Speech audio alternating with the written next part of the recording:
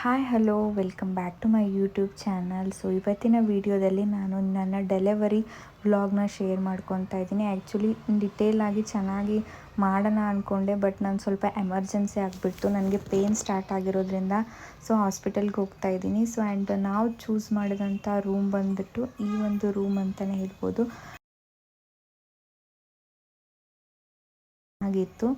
And this is already ನನಗೆ emergency C section ಆಗಿ ಎಲ್ಲ ರೂಮಿಗೆ ಶಿಫ್ಟ್ ಆಗಿದ್ವಿ ಆಲ್ರೆಡಿ. ಆವಾಗ ನಾನು ಮಾರ್ನಿಂಗಲ್ಲಿ ಒಂದು ಕ್ಲಿಪ್ಪಿಂಗ್ನ ತೊಗೊಂಡಿದ್ದೀನಿ ಮೆಮ್ರೀಸ್ಗೋಸ್ಕರ ಇರಲಿ ಅಂತ.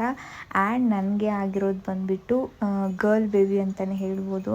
ಸೊ ಶುಕ್ರವಾರ ದಿನ ಮಾರ್ನಿಂಗು 10:42ಗೆ ಮುದ್ದಾಗಿ ಮತ್ತೊಬ್ಬಳು ಮಹಾಲಕ್ಷ್ಮಿ ನಮ್ಮ ಮನೆಗೆ ಎಂಟರ್ ಆದಳು ಅಂತ ಹೇಳ್ಬೋದು. ತುಂಬಾ ಖುಷಿ ಇದೆ ನನಗೆ. ತುಂಬ ಅವಳನ್ನ ನೋಡಿದ್ರೆ ಎಲ್ಲನೂ ಮರ್ತೋಗ್ಬೇಕು, ಅಷ್ಟೊಂದು ಖುಷಿ ಆಯಿತು. ಆ ದಿನ ತುಂಬ ಒಂಥರ ಬ್ಲೆಸ್ಡ್ ಅನ್ನಿಸ್ತು. ಶುಕ್ರವಾರ ದಿನ ಆ ಲಕ್ಷ್ಮಿನೇ ನಮ್ಮ ಮನೆಗೆ ಬಂದಂಗೆ ಆಯಿತು ನನಗೆ. So I am very blessed ಅಂತಲೇ ಹೇಳ್ಬೋದು. ಸೊ ಏನೆಲ್ಲ ಆಯಿತು ಅಂತ ಇನ್ ಡಿಟೇಲಾಗಿ ನಾನು ನಿಮಗೆ ಅಪ್ಕಮಿಂಗ್ ಬ್ಲಾಗ್ಸಲ್ಲಿ ಶೇರ್ ಮಾಡ್ಕೊತೀನಿ. ಹಾಗೆ ಮನೆಗೆ ಬಂದ ತಕ್ಷಣ ಈ ಥರ ನಮ್ಮ ಕಡೆ ಆಳ್ವಿ ಅಂತ ಕುಡಿತೀವಿ, ತುಂಬಾ ಚೆನ್ನಾಗಿರುತ್ತೆ. ಸೊಂಟ ನೋವೆಲ್ಲ ಬರಲ್ಲ. ಹಾಗೆ ಲಡ್ಡೂಸ್ಗಳು, ಡ್ರೈ ಫ್ರೂಟ್ಸ್ ಲಡ್ಡುನೆಲ್ಲ ತಿಂತೀನಿ.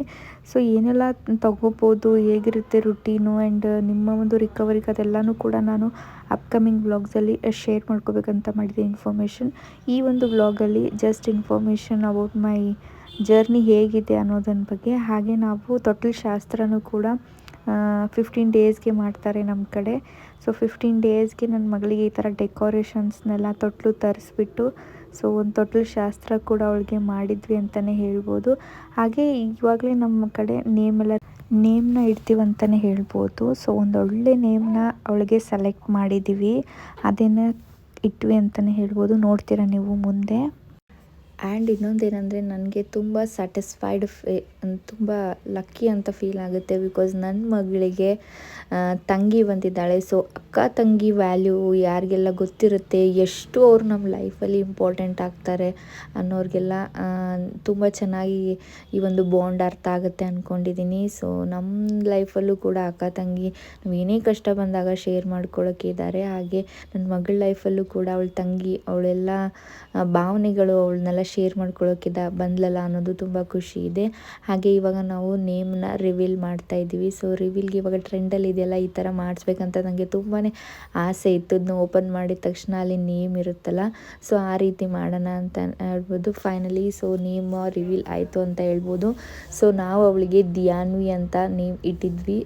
ಸೊ ದಿಯಾ ಅಂದರೆ ದೀಪ ಅಂತ ಹೇಳ್ಬೋದು. ಸೊ ಮನೆ ಬೆಳಗೋ ದೀಪ ಅವಳು. ಹಾಗೆ ಯಾನ್ವಿ ಅಂದರೆ ಅನ್ವಿ ಅಂದರೆ ಗಾಡೆಸ್ ಅಂತ.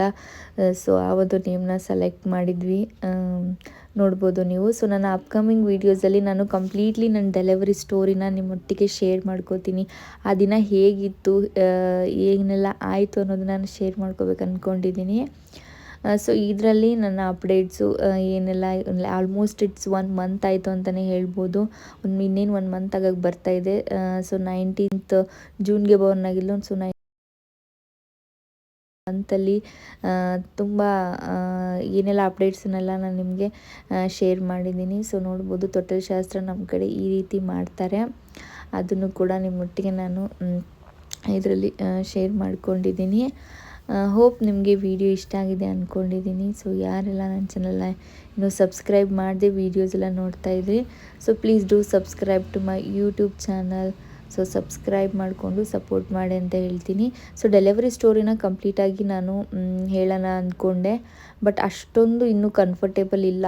ಲೈಕ್ ರಿಕವರಿ ಪೀರಿಯಡು ಮತ್ತು ಇವಾಗೆಲ್ಲ ನೈಟೆಲ್ಲ ಫೀಡಿಂಗ್ ಎಲ್ಲ ಇರುತ್ತಲ್ಲ, ಸೊ ಅಷ್ಟೊಂದು ಮೈಂಡ್ ಇದು ಇಲ್ಲ. ಸೊ ಯಾವಾಗ ನನಗೆ ಕಂಫರ್ಟೇಬಲಾಗಿ ಫೀಲ್ ಆಗುತ್ತೆ ಆ್ಯಂಡ್ ಕುತ್ಕೊಂಡು ನಾನು ಹೇಳಬಲ್ಲೆ ಅನ್ನೋ ಒಂದು ಟೈಮಲ್ಲಿ ನಾನು ನಿಮಗೆ ಡೆಫಿನೆಟ್ಲಿ ನನ್ನ ಸ್ಟೋರಿನ ಶೇರ್ ಮಾಡ್ಕೊತೀನಿ ಅಂತ ಹೇಳ್ತೀನಿ. Thanks for watching. Bye friends.